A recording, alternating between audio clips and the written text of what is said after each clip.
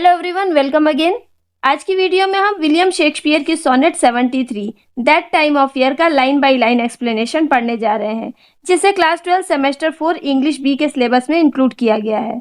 Class 12 semester 4 English B के syllabus में include किए गए सभी चैप्टर्स की वीडियोस आपको मेरे चैनल पर क्लास 12 सेमेस्टर 4 इंग्लिश बी की प्लेलिस्ट पर मिल जाएगी, जिसकी लिंक मैंने डिस्क्रिप्शन में दे रखी है। विलियम शेक्सपियर के द्वारा कंपोज की गई ये पोयम शेक्सपियरियन सोनेट है, जिसका स्ट्रक्चर है 3 क्वार्टरेंस और लास्ट में एक rhyming couplet. Means 4 + 4 + 4 + 2 = 14 lines. William Shakespeare ने टोटल 154 सोनेट्स कंपोज की हैं, जिनमें से फर्स्ट 126 सोनेट्स पोएट ने एक यंग मैन को एड्रेस की है, जिसे फेयर यूथ कहकर संबोधित किया गया है, और उनकी रिमेनिंग पोएम्स एक डार्क लेडी को एड्रेस की गई है। विलियम शेक्सपियर की पोयम सोनेट 73 भी फेयर यूथ को ही एड्रेस की गई है। ये सोनेट आइम्बिक पेंटामीटर में कंपोज की गई है और इसकी राइम स्कीम है AB AB CD CD EF EF GG। Poem शुरू करने से पहले एक नज़र हम पोएट इंट्रोडक्शन पर डालते हैं। William Shakespeare 16th century England के एक बड़े ही फेमस नाटककार, पोएट और एक्टर थे। उन्हें इंग्लिश लैंग्वेज का ग्रेटेस्ट ऑथर माना जाता है।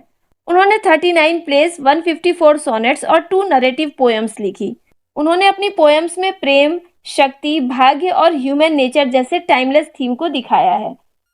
आर्ट्स और लिटरेचर पर उनका जो इन्फ्लुएंस है, उसकी तुलना किसी से भी नहीं की जा सकती। विलियम शेक्सपियर की सोनेट 73 बढ़ती हुई उम्र, समय के बीतने और मौत जैसे विषयों को रिफ्लेक्ट करती हुई पोयम है। इस पोयम में उन्होंने ओल्ड एज के कंपैरिजन में 3 इमेजेस प्रस्तुत किए हैं। फर्स्ट स्टैंजा में उन्होंने ओल्ड एज को लेट ऑटम सीजन से कंपेयर किया है।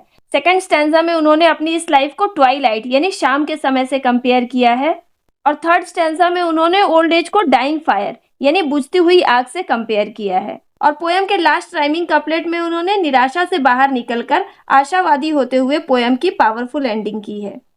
इन पावरफुल इमेजरीज के जरिए पोएट ने हमें ये बताने की कोशिश की है कि हमारा जीवन भी टेम्परेरी है, मीन्स वो भी एक ना एक दिन खत्म हो जाएगा।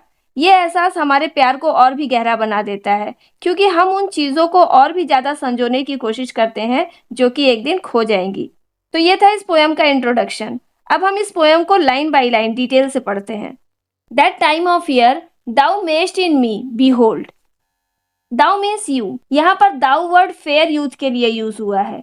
मेस्ट ओल्ड फॉर्म ऑफ इंग्लिश है, जिसका मॉडर्न वर्ड है मे। बीहोल्ड मीन्स देखना। यहाँ पर पोएट फेयर यूथ को एड्रेस करते हुए कहते हैं कि साल का वह समय जो तुम मुझ में देख सकते हो, मीन्स तुम मेरे अंदर जीवन का वह समय देख सकते हो जिसकी तुलना साल के अंतिम मौसम से की जा सकती है। पोएट कहना चाहते हैं कि उनका जीवन अब अपने अंत की ओर बढ़ रहा है और वह इसे साफ साफ देख सकता है। When yellow leaves or none or few do hang, जब पेड़ों पर पीले पत्ते होते हैं, या तो बहुत कम पत्ते होते हैं या फिर बिल्कुल भी नहीं होते। ये लाइन पोएट की ओल्ड एज को रिप्रेजेंट कर रही है।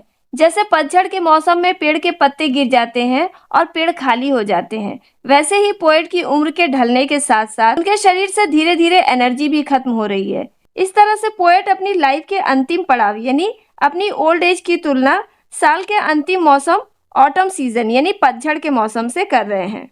Upon those boughs which shake against the cold. Boughs means branches, shake means कांपना। उन पेड़ों की टहनियां ठंडी हवाओं में कांपती हैं। यहाँ पर पोएट अपने शरीर को पेड़ की उन कमजोर टहनियों से कंपेयर कर रहे हैं जिनके पत्ते झड़ चुके हैं। जिस तरह से ठंडी हवा के चलने से पेड़ों की टहनियां कांपने लगती हैं, उसी प्रकार बुढ़ापे में शरीर ठंड को सह नहीं पाता और कांपने लगता है। Bare ruined choirs where late the sweet birds sang। Bare means खाली, ruined मीन्स उजड़ा हुआ, choirs यानी गायकों की मंडली। वे सूनी और उजड़ी हुई पेड़ की शाखाएं उन जगहों की तरह लगती हैं जहां कभी पक्षियों की गायक मंडली मीठे गीत गाया करती थी। मीन्स उन पेड़ों की शाखाएं ऐसी लगती हैं जैसे कोई पुराना उजड़ा हुआ सा चर्च हो, जहां कभी गायकों की मंडली प्रेयर या गीत गाया करती थी। उसी तरह से इन पेड़ों पर भी जब हरियाली छाई हुई थी, तब पक्षियों के झुंड इनकी डालों पर बैठकर मीठे गीत गाते थे। लेकिन अब वे डालियां सूनी और उजड़ी पड़ी हुई हैं। इन पर पक्षियों ने भी बैठना छोड़ दिया है। यहाँ पर पोएट अपनी यूथ के बारे में बता रहे हैं। जब वह यंग थे तो उनके जीवन में खुशियां और जोश था, लेकिन अब जैसे जैसे वो बूढ़े हो रहे हैं, उनका वह जोश, उनकी वह ताकत, सब कुछ खत्म होती जा रही है। In me thou seest the twilight of such day। Twilight वो समय होता है जब सूरज ढलने लगता है और उसकी रोशनी कम होने लगती है, यानी शाम का समय। पोएट कह रहे हैं कि तुम मेरी लाइफ में एक ऐसा समय देख सकते हो जब सूरज ढल रहा है और शाम हो रही है। As after sunset fadeth in the west, जैसे कि सूरज के अस्त होने पर पश्चिम दिशा में उसकी रोशनी धीरे धीरे फेड यानी फीकी पड़ने लगती है और फिर खत्म हो जाती है। यहाँ पर ट्वाइलाइट ओल्ड एज का और सनसेट डेथ की ओर बढ़ने का सिंबल है। पोएट कहना चाहते हैं कि जिस तरह से दिन के ढलने पर सूरज डूबने लगता है और उसकी रोशनी फीकी पड़ने लगती है, उसी प्रकार पोएट की उम्र भी ढल रही है और वह बूढ़े हो रहे हैं। उनके जीवन में अब बहुत ही कम समय शेष बचा है, मीन्स वो मौत के बहुत करीब पहुंच चुके हैं। Which by and by black night doth take away, by and by means धीरे धीरे, और वह हल्की सी रोशनी भी अंधेरी रात धीरे धीरे छीन लेती है। यहाँ पर अंधेरी रात मौत का प्रतीक है। जिस तरह से अंधेरी रात के होने पर दिन की रोशनी पूरी तरह से खत्म हो जाती है, उसी प्रकार मौत भी जिंदगी को पूरी तरह से खत्म कर देती है। Death second self that seals up all in rest, death second self का मतलब है मौत का दूसरा रूप। सील्स यानी बंद कर देना। रात मौत का वह दूसरा रूप है जो सबको लंबे विश्राम में सुला देता है। मीन्स पोएट का जीवन अब लंबे विश्राम यानी मौत की ओर जा रहा है। जिस तरह से रात सभी को सोने के लिए मजबूर कर देती है, उसी तरह से मौत इंसान को हमेशा के लिए गहरी नींद में सुला देती है। In me thou seest the glowing of such fire, तुम मेरे भीतर उस आग की आखिरी चमक को देख सकते हो। That on the ashes of his youth doth lie, जो अपनी ही यूथ यानी जवानी की एशेस यानी राख पर टिकी हुई है। यहाँ पे पोएट तीसरी इमेज को प्रेजेंट कर रहे हैं जिसमें उन्होंने अपनी लाइफ को बुझती हुई आग से कंपेयर किया है। जब हम आग जलाते हैं तो उसकी लपटें काफी तेज और प्रचंड होती हैं, लेकिन धीरे धीरे लपटें शांत होने लगती हैं और जब आग बुझने लगती है तो उसमें सिर्फ हल्की सी चिंगारी रह जाती है और ज्यादातर राख बचती है। उसी तरह से पोएट के अंदर भी उनकी यंग एज में जो एनर्जी और जोश था, वह अब ढलती उम्र के साथ खत्म होता जा रहा है। उनके जीवन में हल्की सी चिंगारी के समान थोड़ी बहुत एनर्जी बची है जो कि उनकी मौत के साथ ही खत्म हो जाएगी। As the deathbed whereon it must expire, जिस तरह से इंसान अपने डेथ बेड यानी मौत की सेज पर दम तोड़ देता है, उसी तरह से यह आग भी उसी राख पर पूरी तरह से बुझकर खत्म हो जाएगी। डेथ बेड वो जगह होती है जहां पर इंसान अपनी आखिरी सांस लेता है। यहाँ पर पोएट ने राख को आग का डेथ बेड कहा है। Consumed with that which it was nourished by, consume means उपभोग करना या खत्म करना, नरिश्ड मीन्स पोषण करना। यहाँ पोएट कहते हैं कि जिस चीज से कभी आग जली थी या जिससे उसे पोषण मिला था, उसी के साथ वो खत्म हो जाती है। कहने का मतलब यह है कि आग को जलाने के लिए फ्यूल यानी ईंधन की जरूरत होती है। फ्यूल को कंज्यूम करके आग की लपटें तेज होने लगती हैं, लेकिन जब वो फ्यूल खत्म होने लगता है तो आग की लपटें भी धीरे धीरे कम होने लगती हैं और फाइनली जब आग बुझ जाती है तो उसमें सिर्फ राख बची रह जाती है। उसी तरह से इंसान का शरीर भी है। जब तक ताकत रहती है तब तक शरीर चलता है, लेकिन समय के साथ जैसे जैसे उम्र बढ़ती है उसकी ताकत खत्म होती जाती है और उसका शरीर कमजोर पड़ने लगता है और अंत में उसका जीवन खत्म हो जाता है।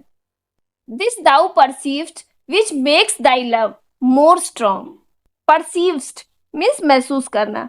यहाँ पर पोएट निराशा से आशावादी हो जाते हैं और वह फिर से फेयर यूथ को एड्रेस करते हुए कहते हैं कि तुम मेरी गिरती हुई अवस्था को देखकर मुझसे और ज्यादा प्रेम करने लगते हो। कहने का मतलब यह है कि जब हमें यह पता चल जाता है कि कोई चीज हमेशा के लिए हमसे दूर चली जाएगी तो हम उससे और ज्यादा प्रेम करने लगते हैं।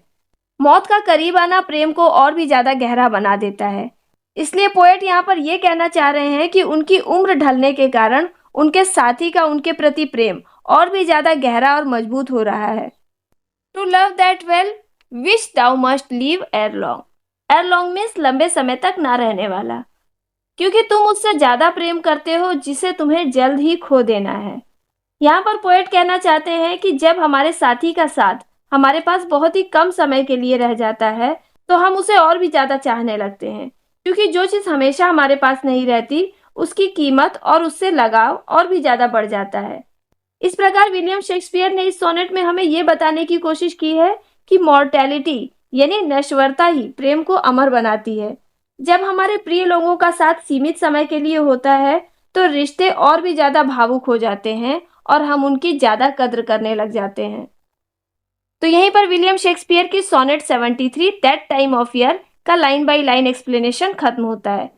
उम्मीद करती हूँ कि इस वीडियो के जरिए आप इस पोयम को बहुत ही आसानी से और अच्छी तरह से समझ गए होंगे। तो वीडियो पसंद आई हो तो इसे लाइक और कमेंट जरूर कीजिएगा, साथ ही इसे अपने दोस्तों को भी शेयर कीजिएगा। जल्दी मिलते हैं अगली वीडियो में नए चैप्टर के साथ।